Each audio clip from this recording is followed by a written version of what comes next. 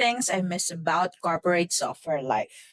Fourth, having people to ask immediately. This one hurts now that I don't have it.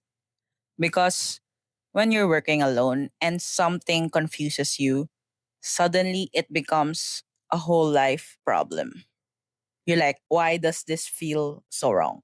And then you spiral for 3 hours. In a team, you can literally just message someone like, hi, QQ, or hi, quick question. And boom, either they explain it, validate your idea, or at least you're not crazy. That kind of access is so underrated. Sometimes you don't need the full solution, you just need another brain for 5 minutes. And now that I don't have that all the time, I'm like, wow, community really was the infrastructure.